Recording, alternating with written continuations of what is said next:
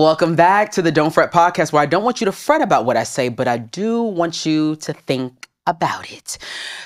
Now, I know when we had that episode last week with Baby Girl, you thought that I was going to be done with the guest. You thought, okay, he did his one. He probably going to go back to talking to himself like he always do. No. No. Are we in the season of guests? We in the season of welcoming new people? Y'all already know that this podcast for me is about community building. It's about not just showcasing what I think and how I feel, but showcasing the folks that I believe have something beautiful to also say, have a life to also show, and have a journey that they should also share with you. And I have a very special guest with me today. When I graduated from high school, y'all, there was something that I declared, and I declared it on the day of graduation. And I said, and I looked at everybody and I said, I will never speak to you hoes ever again. I stayed true to that. But there's one person in particular that no matter where I go, no matter what year we in, I just got to have her beside me because she's a special type of human being.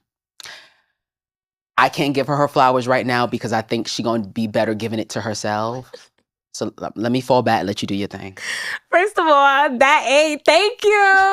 You're welcome. You know them friendships don't be lasting. No. So I appreciate this, and I feel the same exact. We broke through. We definitely broke through from the classroom. I already knew you was one of them ones. So to see you with this, like, y'all better not fret and listen, okay? Period. My name's Ayana. I am a 22-year-old multi-hyphenate creator and owner of a community lifestyle brand called The Golden Ghetto, where we turn negative connotations into positive affirmations. So I am also big about building community and just having intentional conversation. My word for 2025 is intention. If it ain't intentional, let it fly. So I am so grateful to be here, and I'm so grateful to be just in the presence of you because you just give the girls what is needed to be given, and I know y'all feel it. Now y'all see why I adore her. Like, yes, we went to high school together. We had the same environmental science class. Yes. Like, she's one of the only reasons why I didn't skip it. Like, we always had fun. We always had a cool time. And I really believe in my soul that part of the reason why you stayed in my life as long as you've had so far is you were meant to really inspire me. When she was doing her podcasting, and at the time, my social media thing was kind of becoming something. And I was like, I want to be on your podcast. And I went on the podcast, and just to see her doing it, like, there's nothing that you say that you want to do that you just leave on the table. You do it. And you put the work behind it. And I think that is such a rare thing in our generation. Like, you 22, I'm 24. And so many of us in our age bracket, we're dreamers, but we're not doers. And, you know, we sit around manifesting, but we're not doing the work to make the dream manifested. And you've never been that girl. Nowhere in this journey have you been that person. You said you were starting a brand, you started it. You said you was doing a thing, you did it. And I sit there and I watch you, and I'm impressed and I'm in awe. Now, I mentioned to you that I was on her podcast. So there's some of you who, when she popped up on the screen, you said, wait, I think I know her. You do.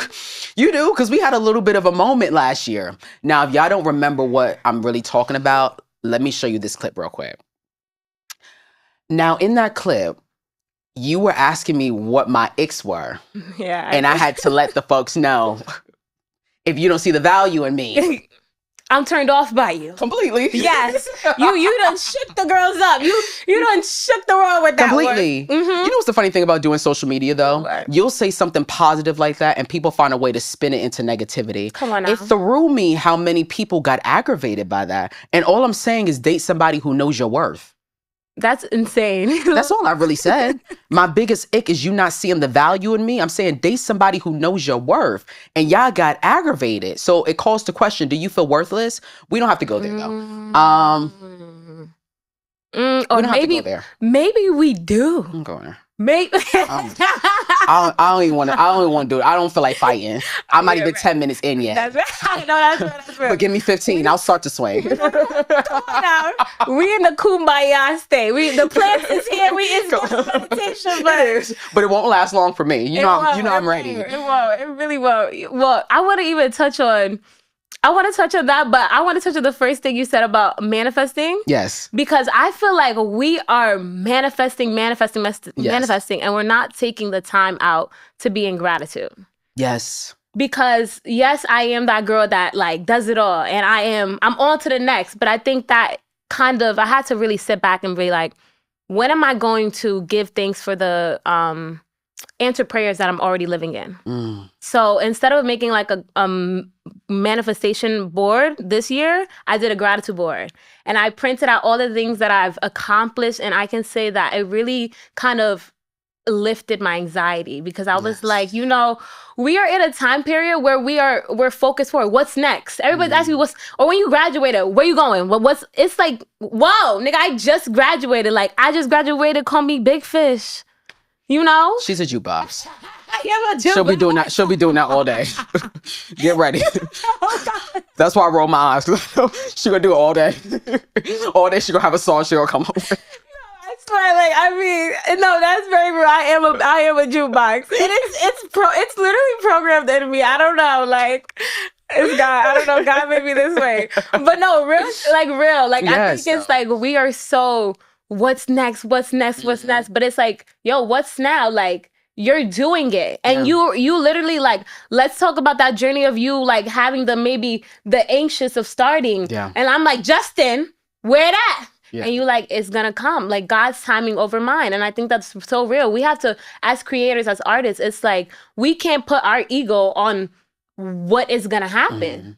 Like, no, this is God. This is God's dream. Divine timing. This is divine. You are divinely protected. And when we rush what is meant for us to happen in a certain time period, we start it and we don't finish it. Yeah. You know? Yeah, and I think what people don't, the thing about gratitude is you got to be grateful for where you are, but also where you're getting ready to go. And y'all try to rush the race, and you have to understand that it's a step-by-step process. Us getting to this moment, I just told you, I was on her podcast a year ago. Yes. This is where we've landed to today. We couldn't stress out about the journey. We couldn't think it was not going to happen. We couldn't think it was impossible. We kept laying down the groundwork. And it happened in divine timing. And you said, you know, thinking you like did your gratitude thing, and that is so important to the self-work and to preserving yourself and to stay motivated is to remind yourself, like, I might not be exactly where I want to be right now, but damn, I made some strides. And what is, like, the whole thought, like, I'm not exactly where I want to be. I feel like that is, I don't know. Like, I think that's like a rabbit hole. It can be. Us thinking that we're not where we're supposed to be. Like, we are exactly where we're supposed to be. Yeah. All the places that I've been in my past, like things that I used to be ashamed of, now I honor them, because without that version of myself, I wouldn't be here. Yeah, everything makes you who you are. Every moment, every mistake, every flaw, everything. Come on now. And to go even into the knowing your worth, like, the way you speak in so much confidence, so you're anointed, your voice is anointed. So when it says, I know my worth, it triggers people that don't. It triggers them badly. And when you're not triggered by it, it's because you reached a level of self-healing. Well, you know it don't apply to you. Come on now. It's a reflection of you. You're a mirror, baby. Come on. That's why they say a hit dog gonna holla. And that's why every time I post something, y'all be barking.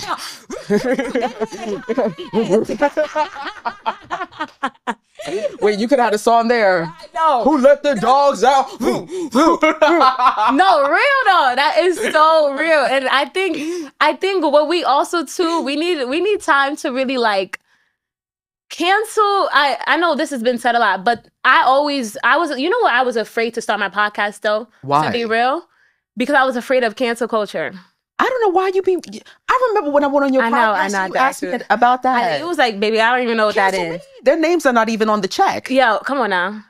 And I think that's what I really had to sit with, because but I think, like, your voice, when you have an opinion and when you're able to share your opinion, you have to have a level of confidence that I don't give a fuck. Yeah. And what I'm saying is intentional. So it's not, like you said, it's not coming from a place of hate. It's coming from a place of love. So I'm not even worried about what comes. Like, if I need to take accountability somewhere, I will. But if I know that what I'm saying is triggering people because it's meant to help them or heal them in the future, or they don't get it now, but maybe they're gonna get it later. They will. You know, so some people not on the same train. You gotta wait a couple of minutes. You missed this one. That's also why that's why I'm not concerned about it, because I don't move with nasty intention. I'm not a mean person. I'm not an evil person. I'm not saying things for attention. I told y'all this already. I get attention in real life. I don't need to say things to get attention. I don't need to be a star to you. I'm a star in many other people's world. I don't need to do it for that. I don't need to do it for money. She's known me since high school. I never gave broke. Ever. Literally. So I don't move with nasty intentions. So I don't worry about cancel culture, because if you're ever canceling me, you're canceling the fact that I'm empowering. And that 1 + 1 = 2, that don't add up for me. You ever doing that? I don't know enough about algebra, but I know 1 +. Come on, now you know that one. Finish it. Okay, = 2. Okay, that's enough. Wait, hold on, because Beyonce's that type that gets her money. She does. She's that type to get. Yeah, you're not gonna have Park coming over here trying to get any of this video. Hold on, that's enough. But no, we do need you in a hair care. In her new. I need some Sacred. Period, because she's getting the influence. Have you used it? No, I haven't. You haven't used it? But what? Wait, what's stopping you? Nothing actually. Like nothing's. Is it expensive? No, I don't know. I haven't even looked at it. Honestly, I feel like I'm not in my consumerism era anymore. Like, I'm just like, if it comes to me, it comes to me. But I'm not like, if it's hype, like, I'm not just, everybody's an influencer now. I don't know what's real. No shade. Truly. I need the influencers with integrity. Truly. Because once I see that ad sponsor swipe, I don't know if you getting the money. You getting the money, so I don't know if the money is funny. I don't know if the advice is funny, okay? Can I say something shady? Shade me down.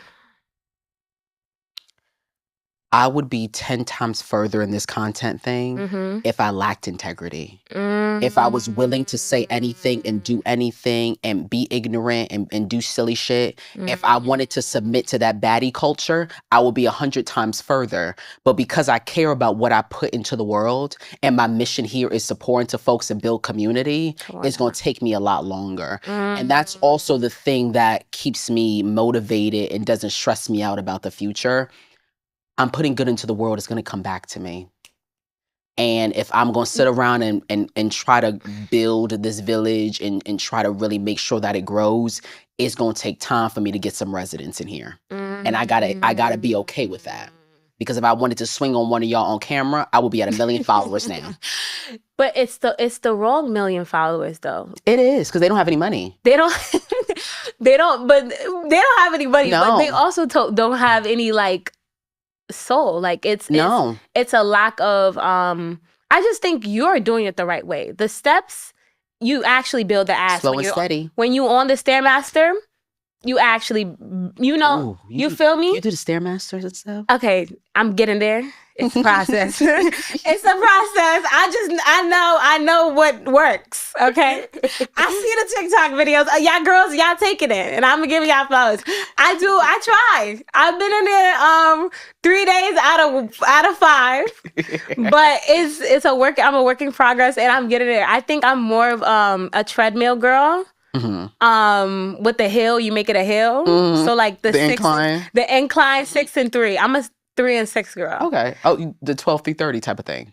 I guess. Okay. Yeah. We'll talk. We'll talk after. Yeah, we'll talk.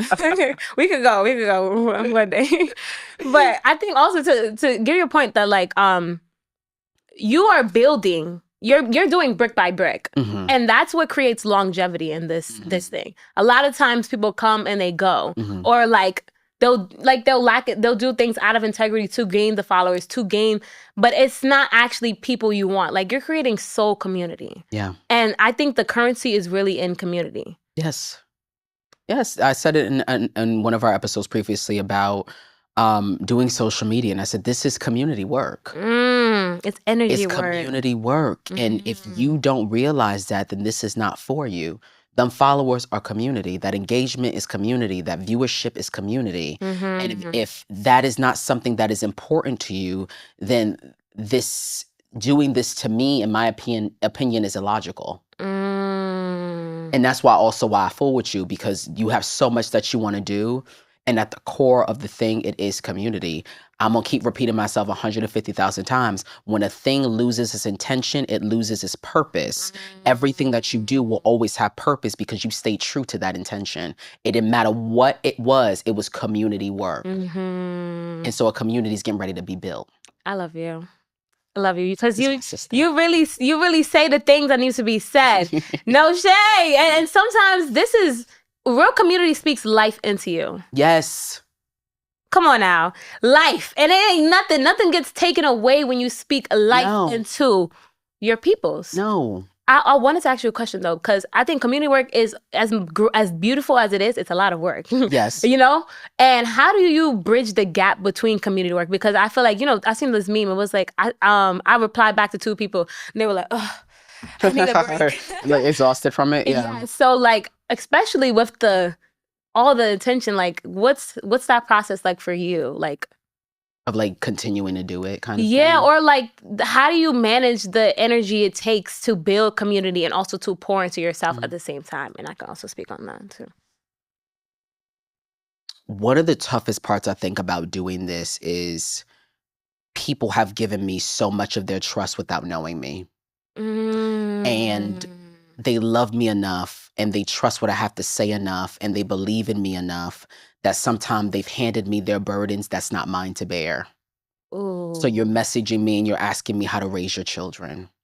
You're messaging me and you're asking me how to navigate through, your experience as somebody who may be LGBTQIA+. You're coming to me and you're asking me how to navigate through your desires, I don't know, of trigger warning, suicide and things like that. And you're putting the burden on me because you trust me enough to think that I can carry the weight. And to answer that question, I've come to realize that I had to understand, though I love you, it's not my problem. Oh my gosh. No, for real. No. I was genuine. It's not my problem. And I have to be selective. For real. I know, that's right. You know what I mean? I do know what you mean. I know exactly what you mean. You have to pick and choose what you respond to. Yes. You have to pick and choose what you engage with. Yes. And you have to understand also, will my response to you really be beneficial for you? Because if you need me to say something that could save your life, I might not even have the vocabulary to say it to you. It's too much pressure. It's too much, and it's not my problem. Not your problem. Yeah, and the most that I can give you is that video. And some people, I respond and I engage if I feel like I have a word to share. Yeah, that's real. It's not my problem. I think, so I want to, there's a community leader that I follow and I really like, the Hood Healer. And I think that she deals with that too, because also she definitely she's one of the people that if you follow her, you're consciously you're just there. So she deals with that too. A lot of people will put her burdens on her or expect her to do the work. And I think that's with a lot of people. People don't want to do the work. And not gonna lie, at one point I didn't want to do the work, but then when I realized that I didn't want to do the work and I realized I wasn't getting anywhere not doing the work, I took that self-accountability and I say, you gotta. Let me get the fuck out. You gotta. Seriously. You gotta. Because if you're not allowing yourself to do the work, you're going to stay in the same place. And you're not going to prosper and you're not going to get anywhere. It's just going to be constant, rabbit hole, guinea pig.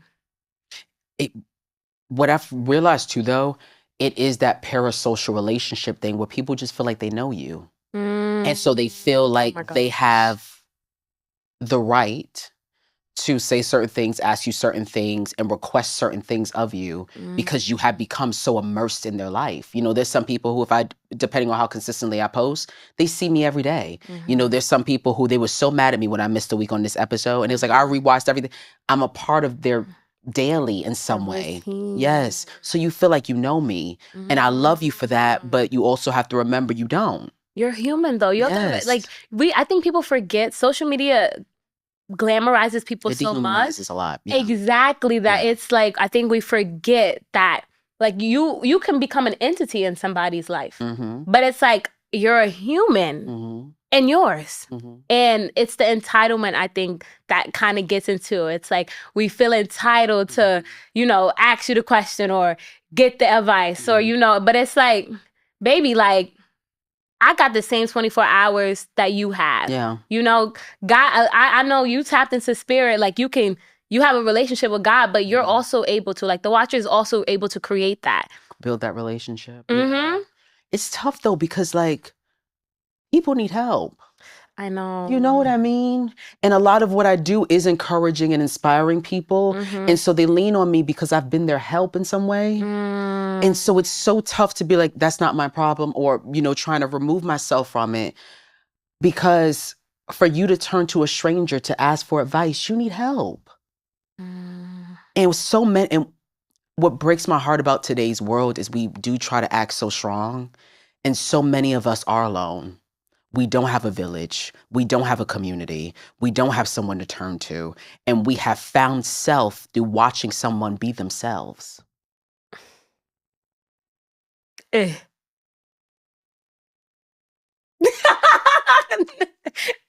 real. I think I heard a mic drop. Yes. I think I heard a mic drop in here, baby. Done drop the mic. Oh my God, but yes. And it's difficult. You are still in the building stages of your community and of getting your followers and getting your brand off the ground and getting your podcast off the ground. Yes. And so and you're also friends with a lot of people who are in this space and are doing well. Yes. So I do wonder, as someone who observes a little bit of it and who's in the mix of it a little bit, what about it has made you hesitant to be like, do I really want this? And then what aspects of it has motivated you to be like, no, I'm gonna keep going because that is my life? That's a really good question. Okay, so like, it's very true. I feel like I was a watcher before I even put myself out there. And I realized that as a star, you can only watch for so long. You literally have to because like the thing is with Instagram or like all these social media, you scroll, but then it's like, if you are a person that you're supposed to be creating content and you're not creating anything, you become a consumer and you're just like on the other side of the platform. Like, people say like, you're on the wrong side of Uber. Like you're buying Ubers every day, but you don't have no stocks in it. It's like that. So, but I do, for a period of time, I did watch it. And then I realized, okay, like I can't watch for any long. Like I knew what the vision was and I was okay, I'm going to go in. And as I've been in the rooms with the people, with the favorites, with your favorites and with your not so favorites, you do see the nitty gritty. You do the industry is the industry. It could be a weird place a lot of times. It could be a snobby place. It could be all of the things. Oh yes, I haven't even gotten into that yet. You come on now. Oh yes. But I think on the come up, something that I keep close to me is the preservation of my energy. So I worked really hard to be the girl that I am today. Like, I don't take anything on the chin. I do take things personally sometimes, but I'm learning. Yeah, I'm human. Huh. I'm not an entity. So yes. I do. I'm trying to like work on that. But I do think that the preservation of your energy and like really protecting that, you have to have a good type of like routine with getting you right. Because if you right, then other people's things just kind of bounce off of you. Yeah. It's like, oh, you doing something, or you having a bad day. Or like, oh, she don't like me. Okay, she's not meant to like me. Or like, oh, I didn't get into this. It's not my time. Like, in a lot of the places that I tried to apply to as high school, they're calling me back to like speak to the kids now. Feel me? So it's like divine timing. Exactly. And working on yourself. Take the time out to really work on yourself. I don't even really care to be in the fashion the New York Fashion Week scene right now because I know that when my time comes, I'm going to go there and I'm going to be treated rightly. Yes. Like, I've been in the rooms. I've even snuck into the rooms because at one time we had to see what the fuck was going on. It was such a closed curtain. Yeah. It was such a cool, and it's such a preserved space. But I think when you do that for so long, it becomes anxiety filled. Like, because you're like, you get the imposter syndrome because you're sneaking in. You're not invited in. And there's a different type of energy that comes with you being invited or you creating your platform. So I was like, okay, like, I know who I am. I know where I'm going. And I know that divine timing is the only thing leading me, is like the only thing that's going to separate me from getting treated how I deserve and then accepting the bare minimum. Yeah. So, I mean, it's about being faithful. I tell y'all all the time, I believe in my heart we're going to live out the days we've been praying for. Come on now. And it's about being faithful, and it's about believing that it's going to happen for you even when people don't think it's likely. Literally. And I think that if I would have told people my vision right now, like, oh, I'm going to start a brand, or I'm going to start a podcast. I think you're crazy. They literally did think, Ayana, you need to go to school. Like my step family, like she wants me to be a nurse. And even with everything I'm doing now, she still wants me to be a nurse. And I'm like, girl, I'll be a nurse for Halloween. And also, you have so much time in life left. If you decide you want to do that 10 years from now, you can. But what I've really come to realize the older that I get, especially as if you are identified, you Black and brown, is, with the way that we've grown up and the lack of resources and access we have had as people, we are raised into families that think so small because they don't realize how big the world is. They ain't gone nowhere. They ain't visit no places. They ain't been nowhere different. They ain't have no different friends. All the friends and family was someone they went to school with. They don't realize how big, gorgeous, beautiful, amazing, remarkable, and full of opportunity the world is. So you want my life to be small because you don't have a real understanding of how much room I can take up. Seriously, I think the vision is narrow. That's what it is. And you said it was your stepmom who says this? Yes. Yeah. Has she seen you like at your events and stuff? No, but you need to bring her to something. I know, I do. No, you have to, because I think it's going to shift her energy on it. I had dropped in on her because she was having an event recently, and I dropped in on her. And I'm not just saying this because I know you, but you take up space. Thank you. I walked in the room. You was the first person I spotted. You have a light about you.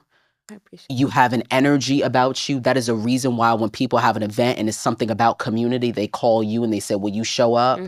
That's a testament to who you are and the way you shift space. And she might say, keep being a nurse. You need to be a nurse, because she just don't understand what you do when you walk into a room. And she might need to see you at work. Now that... I definitely gotta invite her.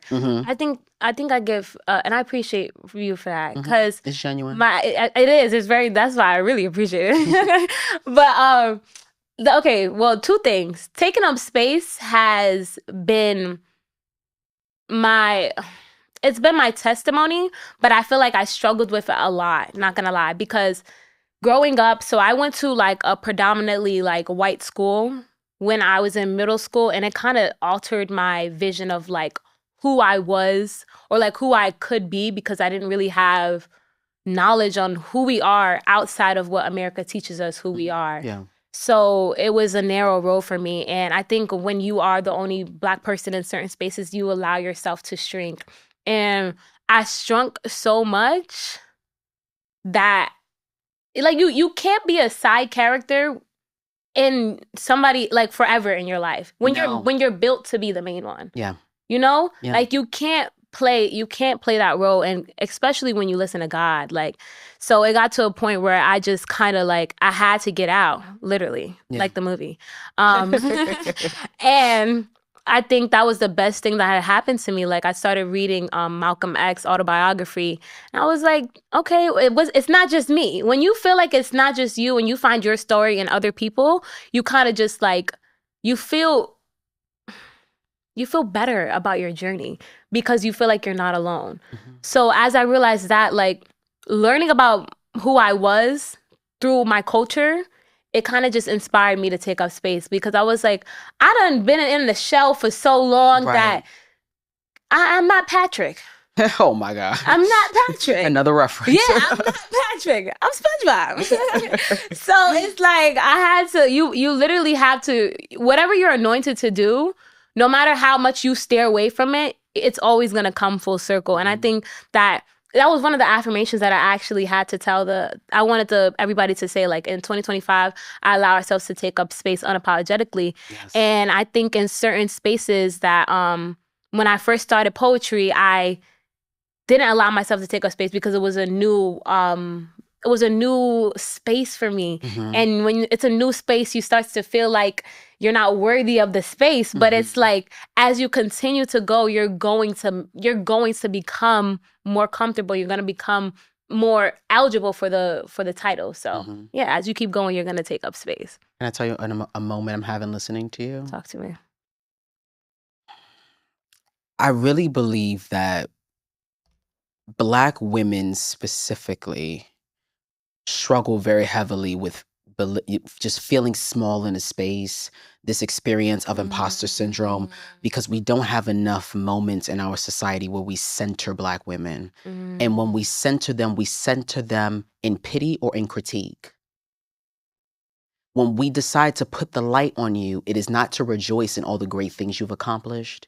It's not to rejoice in all the great things that other Black women have done. It is not to talk about the way in which a Black woman has opened the door. It's not to pour into that sister. It is either out of pity or out of critique. And so how could you not enter a room and feel small when either people in there feel bad for you or don't want you there?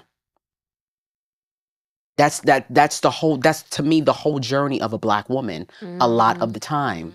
And that's why I hate to take it this way, but I got to, because on my heart. That's why that thing with Kamala Harris was so sensitive for me when people were criticizing her, because it took a level of self-awareness and determination for her as a Black woman to understand that what she wanted in this life was possible. There was no example of a vice president who was a Black woman. She became the first. She understood it was possible. There was no conversations ad nauseum about a Black woman going to law school and be a prosecutor and then overseeing the whole law enforcement. What was her role in LA? Whatever. Yeah. But there was no example of that. Yeah. And you had to have a certain self-awareness to believe that it was possible. And we don't pour that into Black women the way that we are supposed to. And then we wonder why they do feel small in spaces, why they don't feel welcome there, why they deal with imposter syndrome, why they get in relationships with people who make them feel small too. They think that's their place. Leave me alone. Go. Just talk. Leave me alone. I gotta breathe for a second. Leave me alone. Just talk. Big sister general. Just do what you gotta do. I think that's so real. I think we don't get examples of what or everything that a Black woman could be growing up. It's very limited. It's very... And has been. You feel me? I want us to stop that too. What that can be. No, it's been done. Show that. It's been done. Yes, exactly. It's been done. It's just, I was talking to somebody the other day and they was talking about, we as Black people don't have a lot of examples of like 2-family households. I don't know what you're talking about. It's been done. It's been done many, many times before. It's those little things too. We got to stop that, because it gives that underlying thing that they have a superiority that we don't have. And it's like, no, we've been homeowners. We've been 2-family households. We've been 6-figure workers. Yeah. I think growing up, there was less examples. Sure. But now, we in big business. We in big business. And I think that's why they're trying to censor us on social media, because I think even TikTok, I see different families. Like, I get my For You page is very Black wealthy. Black like that. Yeah, black like that. Yes. Like it's dark brown, dark skin, beige, fluorescent beige. Bitch, I'm Black. It's giving everything that we are, and everything that people don't want us to be, and everything that they try to make us believe we weren't. There's so much. We're so targeted because we them ones. We really impact culture. We really do. We really shape shift the world. And they don't want us to have that type of power, that type of visibility, and that type of impact. Come on. And they're doing everything possible to make sure that they strip it away from us. But you can't strip away the blueprint. No. Ever. We are the foundation. Come on now. Founding fathers. Yes. Okay? I pledge allegiance to this motherfucking flag. Real talk. I just feel like once you realize that, because I've been on the other side of that. Like, I've been on that, like, oh, what am I going to do? Like, Habini Chakahana, all that. Like, I've been on that side. Yeah. And now that I'm on the other side of seeing the world with spiritual eyes. Yes. Of looking at us and being like, we're literally like genetically advanced. It shows in the Olympics. Yes. It shows when we're gone from TikTok for 4 hours. You don't need too much. Like, we know. Yeah. So it's like, okay, now what are you doing to put in the work? You know that they're trying to get us with like the foods. Like, what is your diet looking like? What are you doing to really like make sure that you are winning? Because I think that it's really like you said, like, there's examples. There is. So now we have no excuse. There is. There's no excuse. Like, I want to, there is going to be, or there probably already is, like another Black Wall Street. There is going to be the other side of what they are history books. You feel me? Can I say something else? Talk to me. If we don't remove that competition spirit off us, though, we won't have it. There's too many of you who think you can be the only one invited. You could be the only one at the office. You could be the only one with that opportunity. You could be the only, you got that only one on you.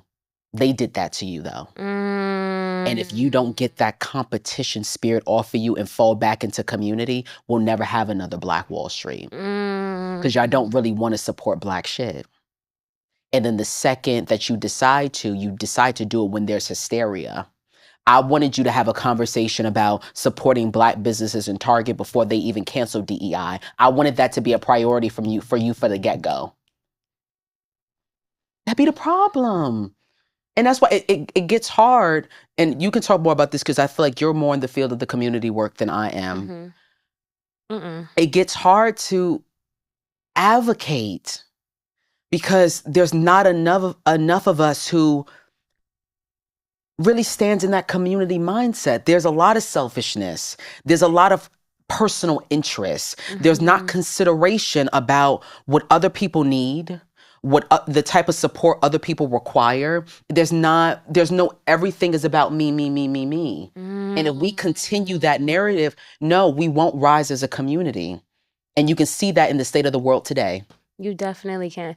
And how do you think we fix that? Like, what are the steps to becoming out of the competition spirit into the communion spirit? We need to start to tell the truth. Okay. We walking on eggshells too much. Okay. I went on a rant earlier. I'll repeat what I said. Okay, period. Bring it home. I went on a rant earlier and I said, it goes back to my thing with, I have to talk about this stuff. I'm sorry. I just got to. Don't apologize. We listening, baby. It goes back to my thing when speaking about Kamala Harris and how many Black men. Oh my God. How many Black men spoke about Kamala Harris and said, I don't trust her. What is she going to do for Black people? What, if I'm going to vote, I'd rather just vote for him because I already know what it's going to be. That trusting was the thing that triggered me real bad. Because there was a lot of you who women shouldn't have trusted to have children with you. There's a lot of you who women shouldn't have trusted to be in relationship with you. Yeah. No one should have trusted to hire you for that job. No one should have trusted you enough to give you a second chance. But we advocate for you so much. We give Black men grace so much because we understand how hard the world is on us. That we love you and we love each other enough that we do that. And we trust that, you know what, you might get it right this time. And when the moment came that you were not centered in the conversation, but she was, all of a sudden, I don't trust her because it's not about me. It needed to be about you, though. And in this moment, it wasn't about you. It was about her. It was about the children who's coming up. It was about the other Black women who need to see that it's possible. It's about the other people who are trying to build businesses, try to build families. It's about the other people who want to stay in this country. It's about the other trans women and gay men and gay girls sitting around who want to feel safe when they navigate down the road. It wasn't about you. So now I don't trust her. So to the question that you just asked me, the only way we're going to really get to some resolve is we got to call a spade a spade. We not real. There's too much walking on eggshell going on. And it's out of fear of like, oh, I don't want people to get offended. I don't want people not to like me. You don't have to like me. Just step aside. I'm okay with that. There's a lack of authenticity and integrity in the spaces. Yes. And that's like, oh my God, you touched on so many points. And I think that the Black men not trusting Kamala, like that was like at all-time heights. But you trust that white man? Like, you gotta wake up. You know, I don't, you know what it is? I think niggas was DTN and bitches was DTB way before this whole thing. And I think it's because we really don't trust ourselves at the end of the day. And what is that about? That you can trust a community of people that put your generation in fields for centuries ad nauseum. You can trust a community of people that still to this day feel like you shouldn't be hired because you're Black. You can trust a community of people that think it's okay for you to live in a food desert, who's taken the opportunity away from you to have higher education. You can trust that, but you can't trust your neighbor. It's something about that for me. It just... It's a people are brainwashed. That's what it is. I'm going to sleep. Please, no, we need you awake. Stay awake. I'm tired. No. It weighs on my heart. You don't understand. I know. And I don't think people are doing the actual work that they don't know what the work is. You know what I'm trying to say? Like, there's no healing work. There's no actual, I don't know if that stems from like childhood of like hatred, the hatred for Black women coming from the Black man in like certain way, or like the non-trust, like, but you trust your mother. Like, I don't get it. I really don't get it. I think it's jealousy. I know. Because I know that there's like, you were talking about like competition. Like, it's like there's a competitiveness with the gender wars and everything. And honestly, I just think that it's a lot of rah-rah and it's just no alignment. Like, there's nobody's actually aligning with who they're supposed to align with. Like, there are people that are supposed to be over here that are going to match with people that are supposed to be here. And then if you're a high value man and you're a high value, you're going to match. But the whole competing thing, it stems from insecurity. And I just don't know how I don't know how that gets fixed. They're not going to like what I'm fitting to say. Talk. But I'm on fire now. Oh. I think a lot of, and let me preface by saying this first. I'm a Black man. I'm the exception to the rule. Okay, period. I respect Black women. I respect women, period. When I went to the polls, I thought about all of you. All of you. Because you know what it is? I don't think people realize that it's bigger than us. Yes. It's so much bigger than us. And it's like, you even talked about, you was like, oh, why do you stop? And I want you to hold that. I want you to get that thought because I'm ready to hear it. But the reason why I continue doing the community work that I do on those days when I feel like I'm going to quit, it's bigger than me. Yes. Like, my testimony is going to inspire another one. Like, you know, the reason, like, Tupac writing his poetry book is the reason I started to write poetry. Me seeing Kanye being so confident and multi-hyphenate and what he's doing, it inspired me. It gave me a reason to, it's like, oh, okay, I could do it. I could do it too. You know, it's bigger than you. Like, it's so many people, it's bigger than you. You see what you've grown. And I think that people don't realize that, like, your choices right now is going to affect everybody later. But that you have arrived there because you understand your purpose. And when we had that moment last year about the icks and stuff, the older that I get and the more that I just grow in my life, like, I've realized, like, a major ick for me is just somebody who doesn't live in purpose. And that's where that jealousy thing, I think, from a lot of Black men comes towards with Black women. It's that thing of, I was told that my purpose here was to be a provider. I can't be that, but you can. I think a lot of jealousy in relationships, and it comes from the fact that I'm in relationship with somebody who's living their dream, and I don't have the capacity to do that for myself. I got to clock into the job I don't want to clock into. I got to live the life I'm not happy with, but you're fulfilling your mission here. And I don't even know what mine is. I can't deal with somebody who's not living in purpose, because they're going to find every way possible to take it out on you. But more importantly, I got to say my shady thing. I just have to say my shady thing. I do.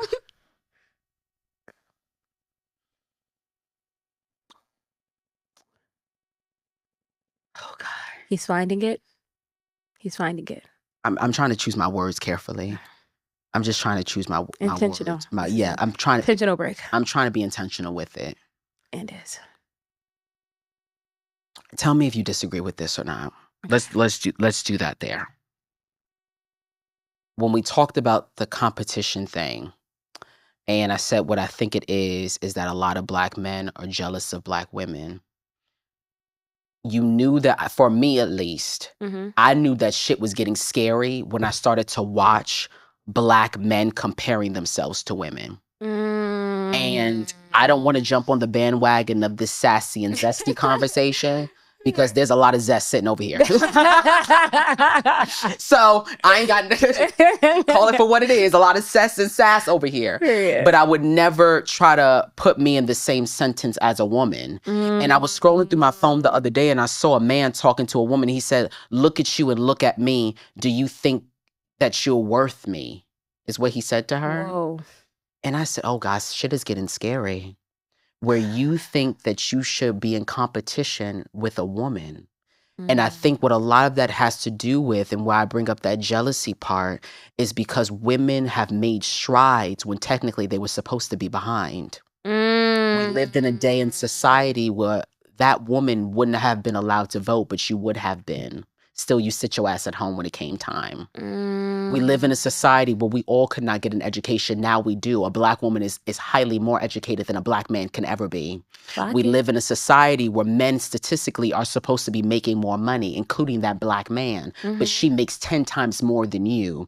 So I think the dichotomy is you showed up not being man enough, and she's being every bit of the man that you were supposed to be. And now you can sit in front of baby girl face to face and say, what are you bringing to the table? When I thought the niggas were supposed to build it. Damn. But then you motherfuckers, now I'm really aggravated. You come in the comments and y'all try to be shady and talk about me and how I sit, how I act, how I talk, my mannerisms. And I want people to really realize something, and it's going to push a few buttons too, is baby girl, because I'm talking to you.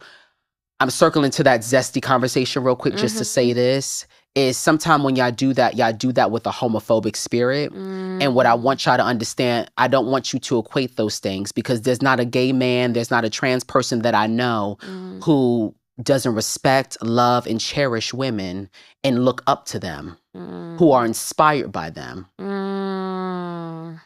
versus the men you lay with are in envy of you. You done laid up with the devil. In true envy. And that's not all men.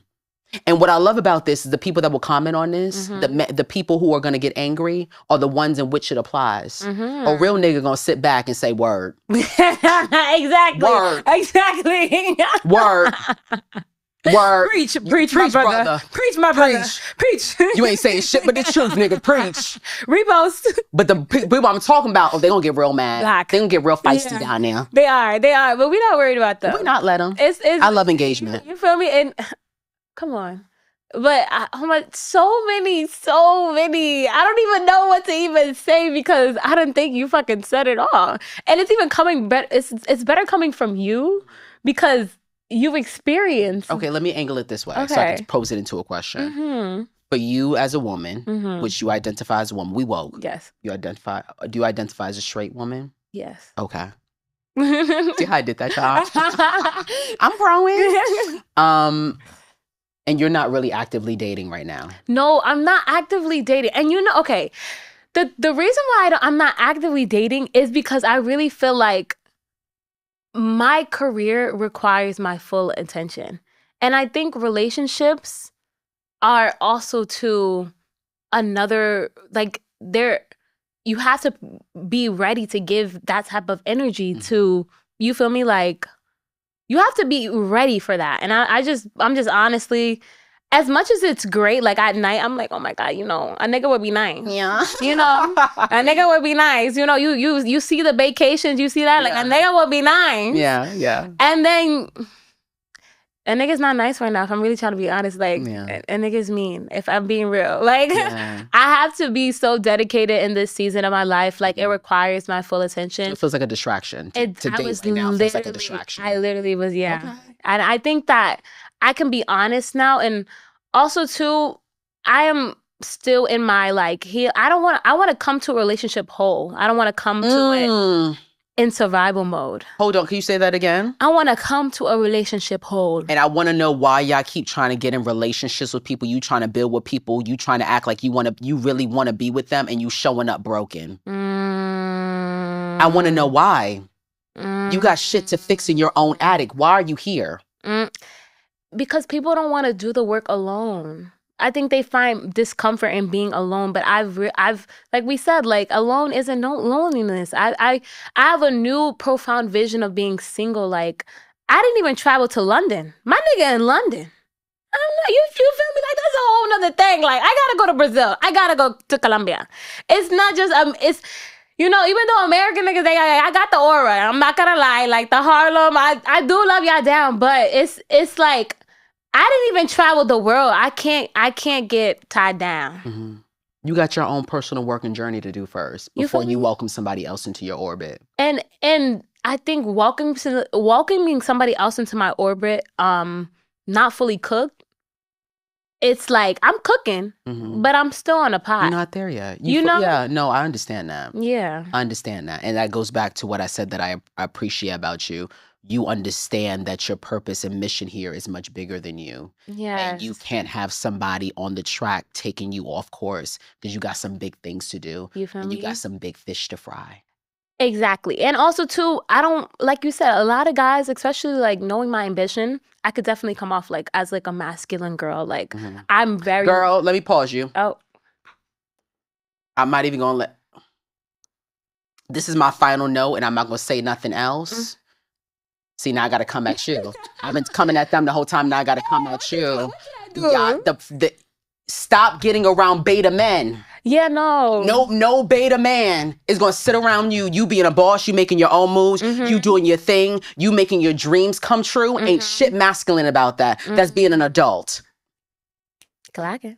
I'm done. On that note, speaking of being a boss, speaking of being an adult, speaking of making moves, baby girl's making moves 365 days of the year, and it really be 366 when I gotta leave. Let them know about your business. Let them promote your stuff before we go. Yes. Oh my God. So my business is called The Golden Ghetto, guys. Get into it. Shop it. This is the collection called Culture, where we really tap into all things of Black culture. And we are redefining negative connotations and turning them into positive affirmations. Period. Ugh, I'm so proud of you. Thank you. I'm so thankful for you being here. Thank you for showing up for me. And y'all, thank you for watching. And like I say to you all the time, and I ain't never gonna stop saying it until I decide I ain't doing this show no more. It won't happen. It's not gonna happen. I don't want you to fret about what I say, but I do want you to think about it. I'll see you next week, y'all. Bye.